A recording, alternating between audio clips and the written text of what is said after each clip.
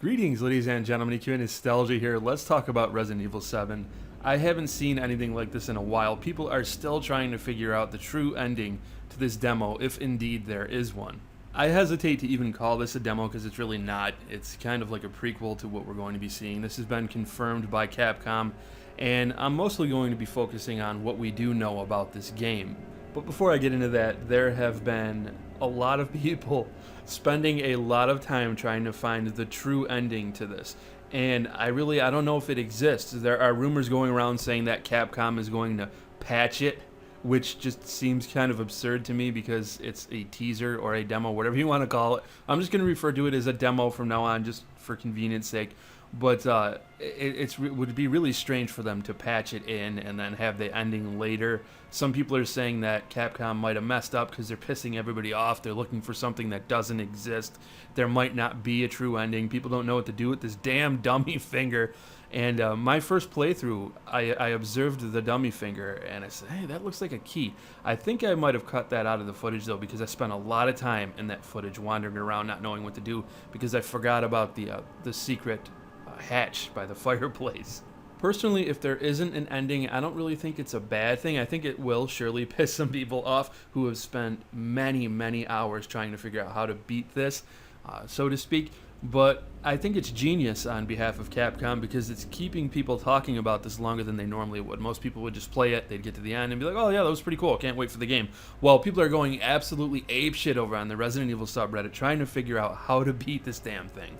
I do hope that there is an ending to this and somebody figures it out within a couple of days, just because I don't want to hear any backlash from the community. And I really don't want to see this in the main game. Hopefully they don't make things this cryptic. I don't think that they will. They have said that this demo is just to give people a taste of the atmosphere and what they're going for. They said there's going to be more Resident Evil-like stuff. They confirmed that there's going to be herbs, but they haven't said much else, which kind of leads me to believe that, yeah, they'll probably have some enemies that are reminiscent. They did say that the enemies that are going to be in the game, there's going to be fewer enemies, but they're going to be more dangerous and more meaningful. So when an enemy shows up, you're really going to be shitting your pants. I do not have a problem with that. I think that's awesome.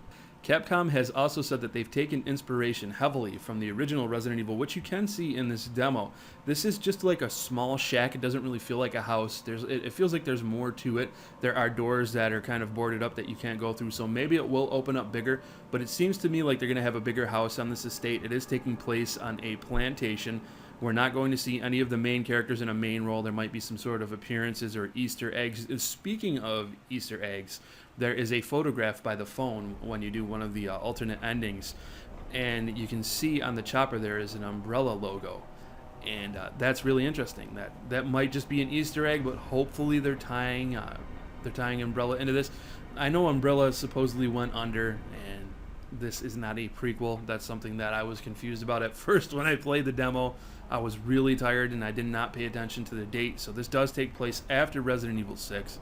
Now, as much as I want to talk about that photograph and speculate about what it could mean, this is not a speculative video. I'm probably going to do one of those in a day or two. What we do know for sure is that this game is going to have combat, it's going to have guns, it's not going to have a lot of guns. They said that the guns are going to be limited, but at least you will have some sort of a way to fight back. They said that you're going to be spending a lot of time running away, which doesn't really bother me. I know there's people that don't like amnesia in games like that, but if you remember back in the original Resident Evil, at least this is how I played it, I tried to avoid enemies. If I knew I could get around a zombie, I would not waste my handgun rounds on said zombie, and I would just find a way to get around them, like the second floor, for instance, in the dining hall. I would lure a zombie around to where the statue was, and then I'd just sprint around and get through the door that way. This is something that I'm used to doing in Resident Evil. Some people might have mowed everything down or tried to use their combat knife. Me, personally, I never really play those on easy, and it seems like that's, in order to get through the game, killing everything, that's what you had to do. I usually played on normal or hard. One of the reasons why I loved the remake is because of the Crimson Heads, and then there was the alternate mode where you could have invisible zombies. You could have that bomber zombie that if you shot him, it blew up and ended the game. I love that kind of shit because it makes you panic and it puts you on edge to where you're like, oh shit, and you just run away. But I do agree with people. This is Resident Evil. You do have to have some combat. You have to be able to kill some enemies, or it's just not Resident Evil, right? It doesn't really vibe that well if it's just a game where you're running and hiding and seeking and that kind of thing. Now, I have to take a moment to correct myself in previous videos, and I want to apologize to you guys. I was saying that they had a member from the PT team working on this game. Capcom has said has been nobody from that team that has worked on this game, and as a matter of fact, they've been working on this game before PT was even released, and they thought that it was funny that Konami was kind of going for the same thing with Silent Hills. A lot of people said that Silent Hills wasn't going to be first person and then it was going to be third person. We don't really know. I don't think anybody really knows. I'm not certain if it was ever confirmed by Konami. Hashtag fuck Konami. Seriously, fuck Konami. But this seems to be the direction that the genre is moving in, and people are saying, oh, well, Resident Evil is doing what all these indies are doing, and it's copying other people.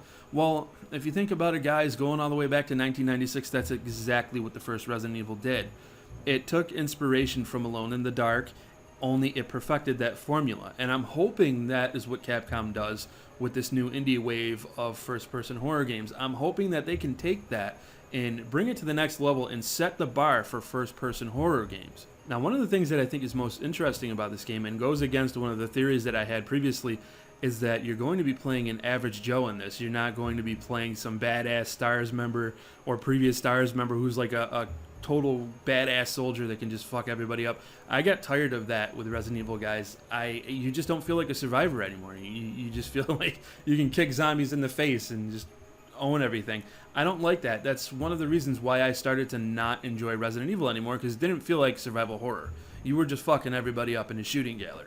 That's not Resident Evil. I don't care what anybody says. My theory was that we were going to be playing a detective or a cop or something along those lines, and we'd be called to the estate for like a missing persons case, and then we would stumble across the bodies of the people who died in the demo. I still think we will come across those bodies. I think that we'll reference that, but we're going to be playing just an average, everyday citizen. Now, there is one thing that seems kind of suspicious to me. I don't know if this is legit, but people are saying there is a number code, 90009, that you can see in the beginning of the Derelict House tape, and they're saying this is the product ID from the director's cut of Resident Evil. I don't know if that's legit, but if it is, it could be a cool little Easter egg that they threw in there just to show people that this is something that is taking inspiration from Resident Evil 1.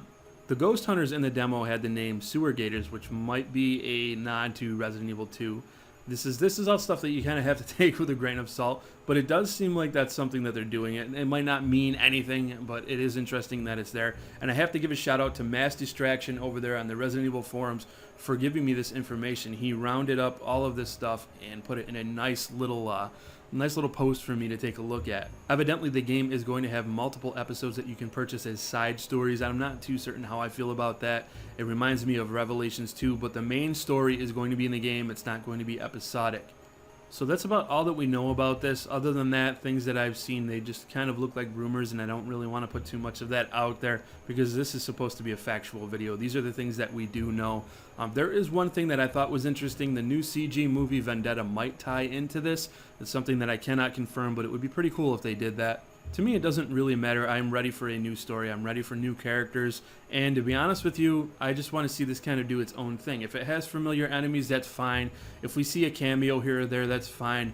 But I don't want to be playing a super badass, and I'm glad that we're not going to be. Right now, I want to kick it over to you guys. I want to know what you think about this news. Are you excited for Resident Evil 7? Let me know down in the comment section below. If you guys enjoyed this video, please take a moment to leave a like. I thank you all for watching, and I look forward to seeing you all in my next video.